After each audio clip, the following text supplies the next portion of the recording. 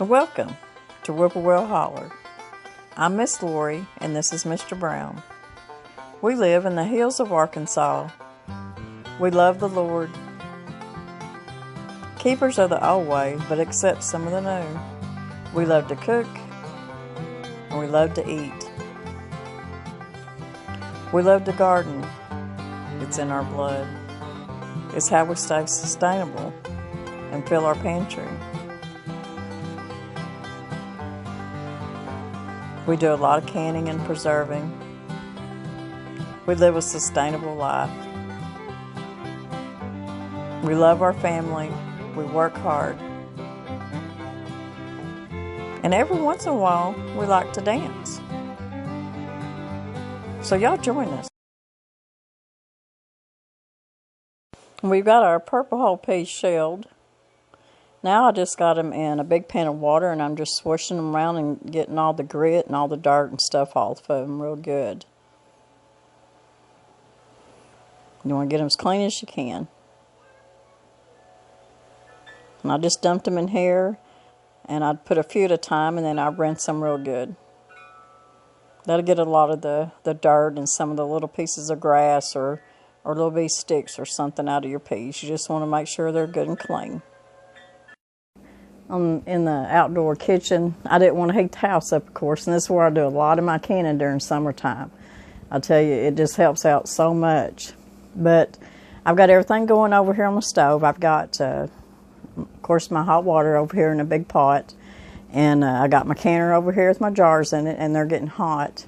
A lot of people put their jars in the oven to get them hot, get them up to a certain temp. I put mine in my canner as I'm heating it up, and then I just take them out. It's the way I do it. Now, as far as your lids, you know, used to, we always heated our lids up before we canned anything, because of this seal right here. They would say that needed to be heated up just a little bit so that it seals better. But anymore, they're saying that you don't have to do that. So I've done it both ways, and I can tell you that it works either way. Now, sometimes I do feel like maybe heating them up maybe does cause the seal to where you can't reuse your lid, and there's a big discrepancy on reusing lids. And I'm just going to say this: everybody's different. If you've been canning a long time like I have, I do reuse lids. Now, I don't just reuse any lids. I really look my lids over. I look them over and make sure the seals are good. And when I do use them again, I do make sure that seal is good. I've not had any problems yet, but you just have to be careful when you do these things. And I'm always careful about it. So I will never, ever do anything that will put my family in jeopardy as far as the food in the jars. I promise you. It never has happened in the years, and it won't. So I'm just saying that if you feel safer by putting them in the warm or hot water for 5 minutes before you use the lids, you do that. Because that's what makes you feel better, and you just feel like it's safer, and that's fine to me. But either way, it's always worked for me. So anyways, we're going to get the jars out of the pot and get them over here, and we're going to start filling them up with purple whole peas. Now, purple whole peas, some people don't even really know what purple whole peas are. And here in Arkansas, we are big bean eaters. We are big pea eaters, which means we eat all kinds of peas. It don't matter if it's black-eyed peas, if it's purple whole peas, if it's crowder peas. Field peas, it don't matter, we love them, and Arkansas is really known for our beans. So it's just a big staple in all of our households. Purple whole peas is of course, it's in the family of the black-eyed pea, and it originally came over from Africa, so it didn't originate here in the United States, but I dearly love them. I would rather eat purple whole peas over black-eyed peas myself. So we got a bunch of them shelled and got them ready. And I showed y'all how I cleaned them and got them ready to can. So that's what we're going to fixing to do. Now, as far as the purple, these are fresh peas. And it's different canning these than it is from your dry beans. And I'm going to do a pretty big video on canning dry beans. And I do have old videos of canning dry beans.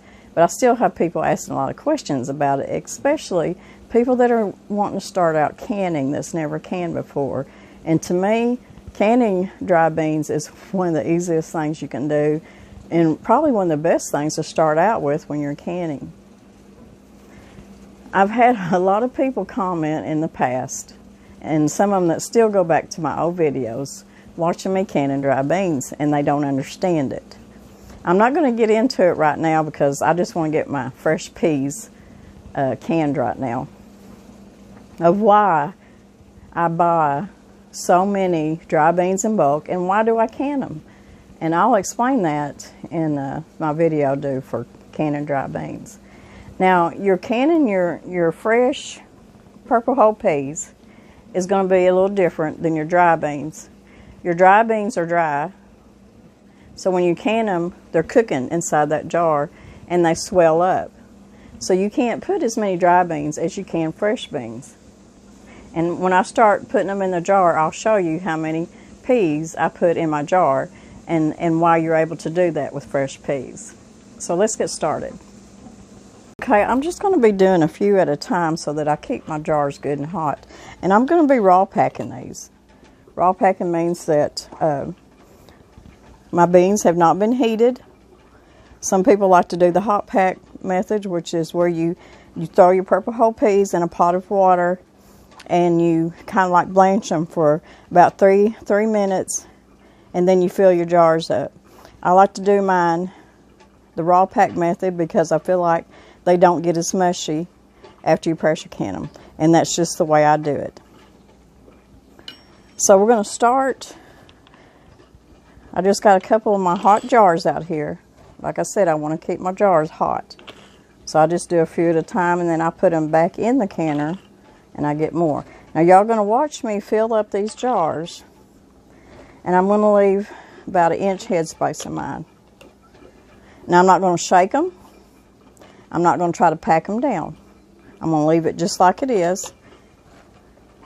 And the thing about your raw peas compared to your dry peas is your dry peas, I would only put about a half a cup in my pint jars of beans, my dry beans, because they swell up. These are already at the points of being where they're going to be. They might swell up maybe a little, but not much.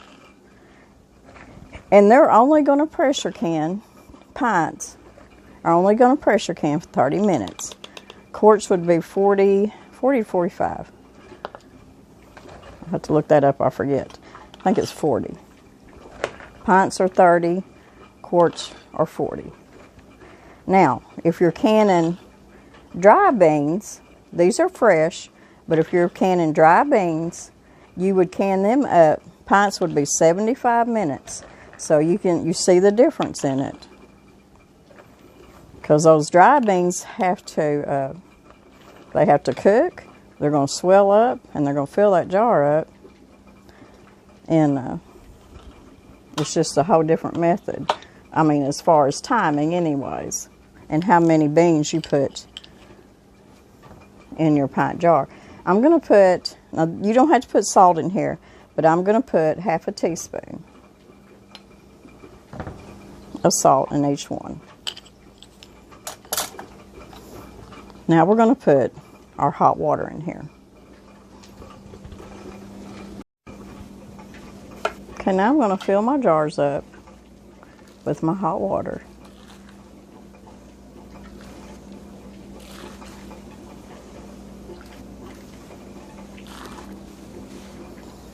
And I'm going to leave anywhere from, I'm going to leave an inch headspace up there. I've seen where some people leave a half an inch, but I'm leaving an inch. That gives it a little bit of swelling room there if it does a little bit. But fresh peas usually won't swell that much. Now there's some different kinds of beans that do. But purple whole peas will not swell that much. And we're going to debubble by taking your debubbler and just kind of poking it around the edges, down through the middle, just like that. And my vinegar, and I'm just going to wipe around the top. Make sure there's no debris or nothing on there. And the jars are hot. I'm going to put my lids on. And I'm going to put my rings on. Finger tight. And some of my rings I've had for a while. But I always inspect my rings too. Make sure that they're still good. Rings last a pretty good while. Now some of them, if you keep them out in a storage room or something, they may rust up a little bit, but they usually do pretty good. Okay, finger tight. I'm going to put these back in my canner, and then I'm going to get some more hot jars out and start filling them up. Okay, I wanted to show y'all. The peas are up to the bottom of this rim. That's what I call an inch headspace. The liquid and the peas. So we got them all in the canner now, and we're going to put the lid on.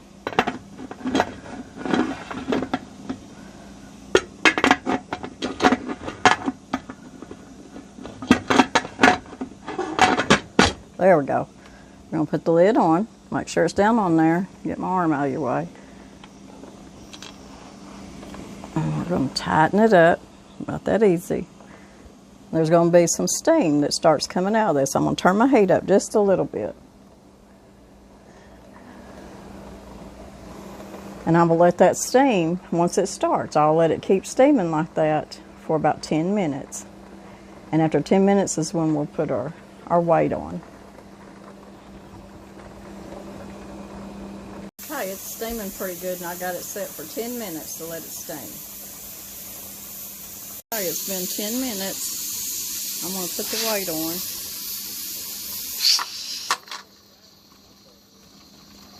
I just hang them up there.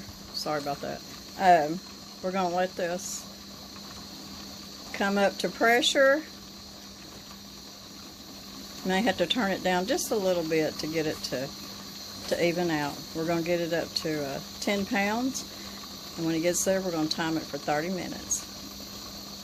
Y'all, I want to show y'all something really cute. I guess it's cute to me because I ain't never seen it before. But we grow butternut squash every year. But I want you to look how tiny this thing is. Now I know you are saying, Miss Lori, you pulled that way too soon. It didn't grow. It didn't grow. It did not grow. I've been watching this thing for a month now, and that's the biggest it's going to get. That's the tiniest butternut squash I guess I've ever grown. But I just thought it was cute. I'll probably just cut it up and eat it.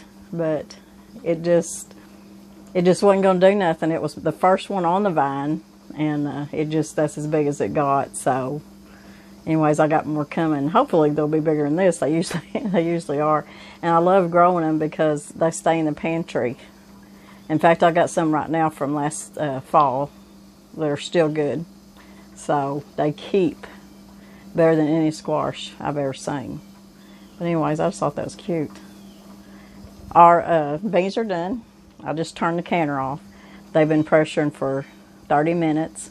So I'm going to let them sit here in the canner for about an hour. And then we'll take the lid off and we'll take them out and check them. So whether if you grow them yourself or buy them from a farmer's market, purple whole peas, they're easy to can while they're fresh, and they're just a wonderful thing to have in your pantry with a big old hunk of cornbread.